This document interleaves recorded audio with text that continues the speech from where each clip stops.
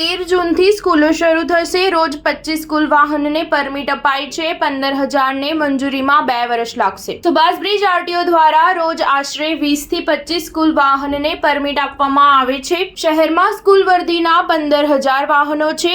જો આ ગતિએ પરમિટ આપવાની કાર્યવાહી ચાલુ રહેશે તો 15,000 વાહનને મંજૂરી મળતા 2 વર્ષ સુધીનો સમય લાગશે। 13 જૂનથી સ્કૂલો શરૂ થવાની છે।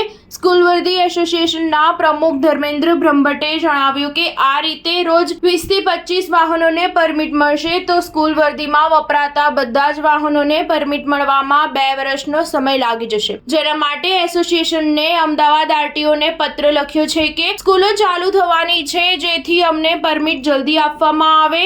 આરટીઓના અધિકારીએ જણાવ્યું કે સ્કૂલ વાન રિક્ષામાં તમામ સાધનો ચેક કરવામાં અને તેની ખરાઈ કરવામાં સમય લાગતો હોવાના કારણે એક વાહન પાછળ 20 મિનિટ સુધીનો સમય લાગે છે। વાહનોમાં અગ્નિશામક સાધનો, દરવાજા, સીટ સહિતના સાધનો ચેક કરવામાં આવે છે, જેથી અમદાવાદ આરટીઓ દ્વારા એક દિવસમાં પરમિટ આપવાની ક્ષમતા 25 થી 30 વાહનોની છે, જેને આગામી સમયમાં વધારવામાં આવશે। સ્ટાર ન્યૂઝ 7 હંમેશા સચ્ચાઈની સાથે।